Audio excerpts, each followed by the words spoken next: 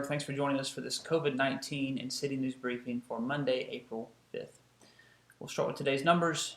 Between Merit Health Wesley and Forest General today, we have 11 people who are COVID positive in the hospital. Another positive sign right there is we're 7 under where we've been for the last 2 weeks. And of those 11, only 1 right now is in the ICU. As you can see, we're in some good territory here. We've kind of gotten past spring break. We're going to see where these Easter numbers take us, but all in all, we're at some of the lowest numbers we've been since this pandemic began. Statewide today, there were 70 new cases reported with no new deaths. Forest County did see 2 new deaths last week, one on March 31st and one on April 1st. We send our thoughts and condolences to those families, which brings total deaths to date from COVID, Forest County 145, Lamar County 84. New positive cases today, Forest County reported 2, Lamar County 3, and since this began, Forest County has seen 7,502 total infections. Lamar County has seen 6,077.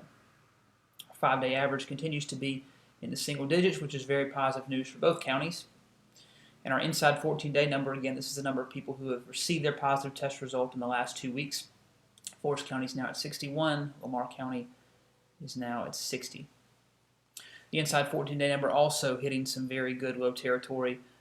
Forest County now at its lowest point since we started tracking this back last April. Inside 14-day comparison, 1 week ago we were at 82 in Forest County. We're now at 61 now. Lamar County up 10, but still in good shape. Metro area total now at 121.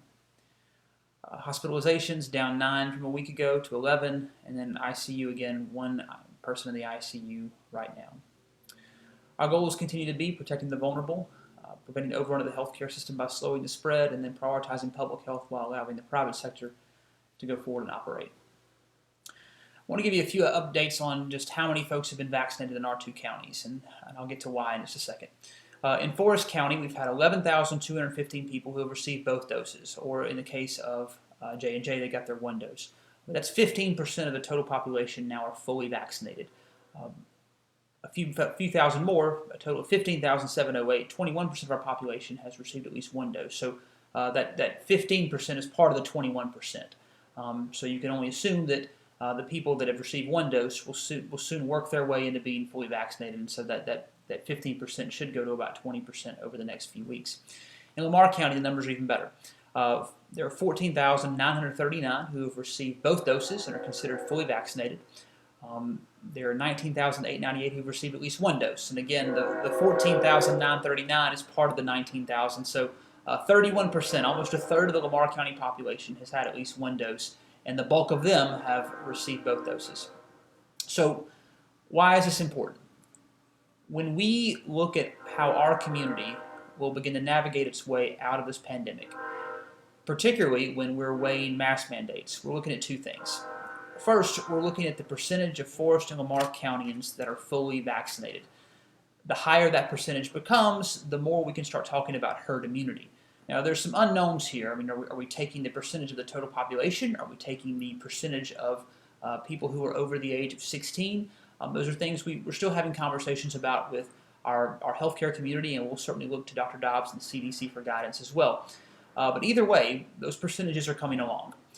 The other factor we're weighing is vaccine availability, because for the longest time, lots of people wanted to get a COVID vaccine, but we would run out of first dose appointments very quickly. Well, that's not the case anymore. Right now, there are over 4,500 first dose appointments available at Lake Terrace Convention Center, and there are also appointments available at Hattiesburg Clinic, Walmart, and Winn-Dixie. People who are vulnerable because of their age or because of pre-existing conditions have plenty of access to a vaccine right now. And it's important that anyone who is eligible for a vaccine go and get a vaccine. In Mississippi, that means anyone age 16 or older, regardless of health condition, can now get their shot. And it's time to do that. With that said, we understand that we're coming out of Easter, and the impact of those gatherings may not be seen for a couple of weeks. Also, both of our universities, Southern Miss and William Carey, only have a few weeks left in their spring semester and spring trimester, respectively. So we are going to extend the mask mandate 1 more time until May 15th. This will get us past the end of both university spring terms and their commencement ceremonies. And if numbers at that point, both in active cases and hospitalizations, remain low, we will begin phasing out mask mandates, which I know is welcome news for a lot of folks. Of course, the mandate for K-12 students is one issued by Governor Reeves, and that will likely continue. But it is time now for people to start using common sense and exercising personal responsibility and taking steps to get themselves vaccinated and protected. You have time between now and May 15th to get both doses, particularly if you're getting Pfizer and Moderna. We have asked our residents and businesses to wear masks for nearly a year now, all in an effort to put the health of others and ourselves above the small inconveniences that we encounter by wearing one. And for the most part, our residents, businesses, visitors, along with churches and other institutions have done just that. And now it's on all of us to show good faith and show personal responsibility. It's on us to check on neighbors, friends, and fellow church members who are vulnerable to make sure that we connect them to a vaccine opportunity if they want one. I'm also asking businesses to check on their employees and encourage them to be vaccinated.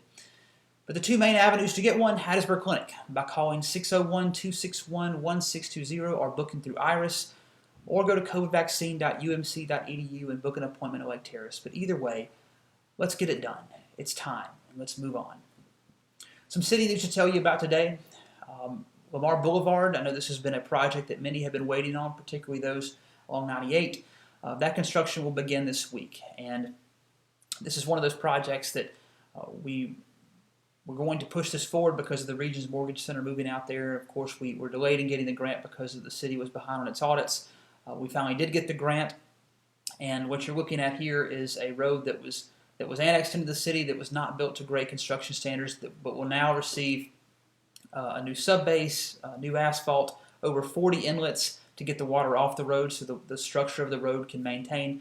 There'll be a divided median, kind of like on 38th Avenue, with the conduit there that we can add lighting in the future. But that construction will begin this week. It is going to be inconvenient because it's going to last about a year. And through traffic from 98 to Lincoln Road via Lamar Boulevard will not be available. You'll be able to access the businesses, but some of those, like Toyota and Fire Station number 8, you'll have to access from the 98 side of Lamar Boulevard. If you're trying to get to Revolution Fitness or to Mike Rozier Construction, you'll have to access that via the other end of Lamar Boulevard near Lincoln Road. Either way, we're excited to see that project go forward. Paving also continued today. Byron Street, Lott, and Hill. This is in Ward 5 along that stretch of Lincoln Road that runs between Broadway and 49. Those are being paved over the last several days. Look forward to those projects being completed as well. Our Act of Courage.